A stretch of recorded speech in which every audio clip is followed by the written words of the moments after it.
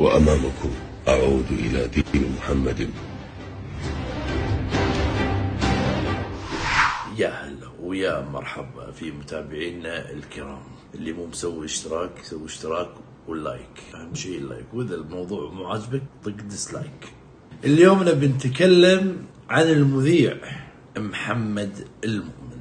كلنا ندري ان محمد المؤمن انسان خلوق شاطر محترم مسكين ما له اي مشاكل بالميديا. انا تابعته فتره في سناب شات من مده يعني، والحين قاعد يقولون الناس بالسناب حالتك المالة وتسوء. فأنا ودي أوجه رسائل على طول بموضوع شيء بالبداية إلى وزير الخارجية الشيخ سالم عبد الله الجابر الصباح والنعم فيه. بصراحة ما حد يعرف شو اللي صاير مع محمد المؤمن. في ناس تقول لك مسحور، في ناس يقول لك في أمراض نفسية. فرسالتنا بنوجهها إلى وزير الخارجية الشيخ سالم عبد الله الجابر الصباح. محمد المؤمن بالنهاية كويتي ومذيع شاطر محترم وخضرم. الناس قاعد تشوف الحين موجود في أمريكا، صار شبه هوملس. الرجل في أمراض نفسية. باعتبار أنه هو مواطن كويتي فمن حق محمد المؤمن أن الدولة ترجع الديرة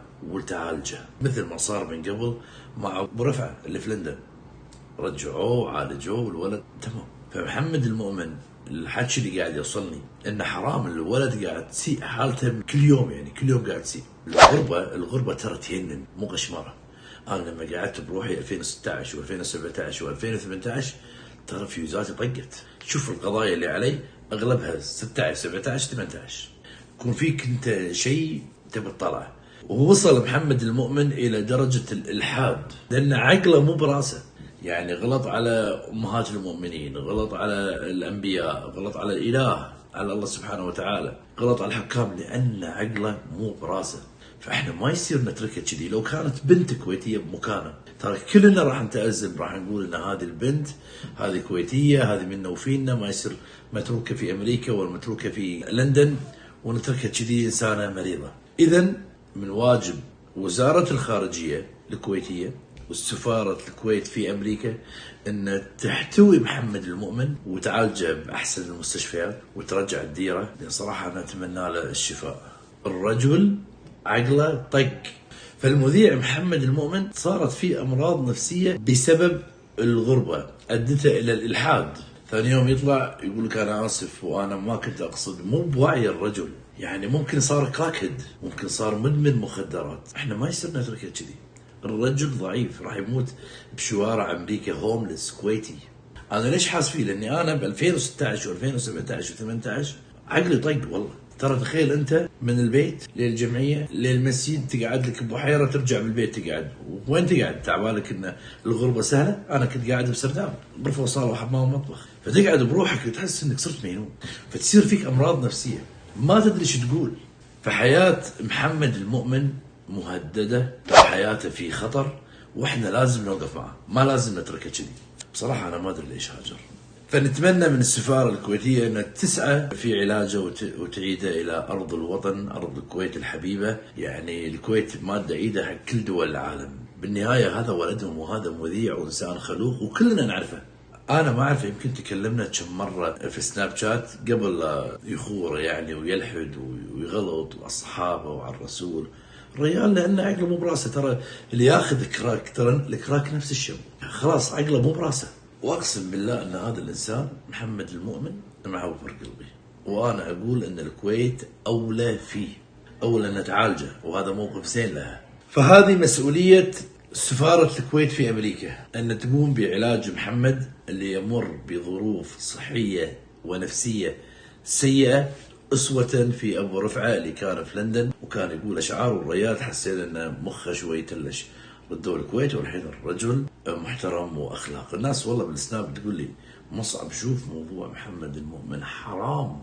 أنا تابعته من سنة، بس الحين وصلني خبر أن الرجل أصبح شبه هوملس. يعني تحس أن محمد المؤمن مسحور، يعني في شيء يعني تشوف شكله قبل وتشوف شكله الحين سواد هني ويضعف. فهذا آثار الشم.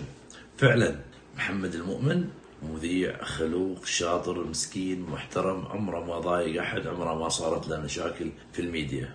أتمنى أحد من أهله يتحرك يناشد أو يطلب أو يروح أمريكا يطلب من السفارة الكويتية بإيداع محمد المؤمن بأي مصحة عشان يتعالج، ولازم أهله يتحركون. السفارة الكويتية ما راح تتحرك. لو أقول لك أنا الإماراتية ولا السعودية، إحنا عارفين إحنا الكويتيين السفارة الكويتية موقفت معنا، نروح حق السفارة الإماراتية أو السفارة السعودية ويقفوا معنا. بس لازم أحد من أهله يتحرك. مو معقولة قاطين ولدهم كذي. أنا أبي الفيديو هذا يوصل لكل الناس. لازم عائلة المؤمن تتحرك بعلاج المذيع الخلوق المحترم محمد المؤمن اللي يمر بظروف نفسية احتمال 90% يكون هذا الإنسان صار مدمن كراك هيد، فحرام نشوفه بالشارع. تدري شنو يعني كراك هيد؟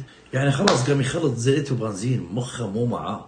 ترى يسب الله، استغفر الله استغفر الله، ويسب الصحابة، ثاني يوم يعتذر ويقول لك أنا أشهد أن لا إله إلا الله وأشهد أن محمد رسول الله.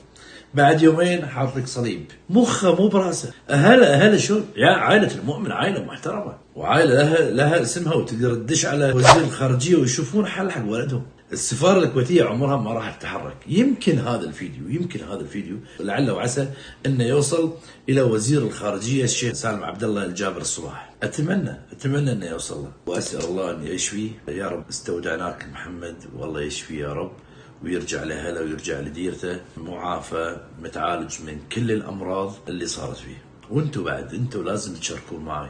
انما انا اطلع لك بموضوع مو تاخذ كذي ويلا لايف، ما صعب تتكلم بلايف. لا، انشر لعل وعسى ان نشوف حل. انت يمكن اخوك يدش بهالمواقف، بعيد الشر، ولد عمك ولد خالتك اختك. ترى الشبو حتى بالكويت الشبو، وانا عرفت ناس محترمه دشت بالشبو مخهم راح، ولا لأن الرجل عقله مو براسه، فممكن تطاول على الكويت شوية، وتطاول على حكامها، وتطاول على الإله، تطاول على الرسل، على أمهات المؤمنين، على الصحابة، بس لأن الإنسان مخه مو براسه.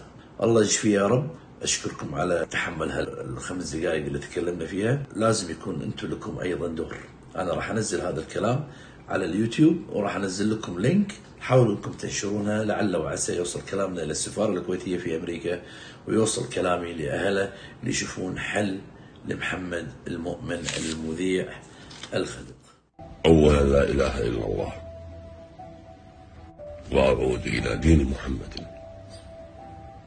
وآل محمد، وثبتني على ولايتهم.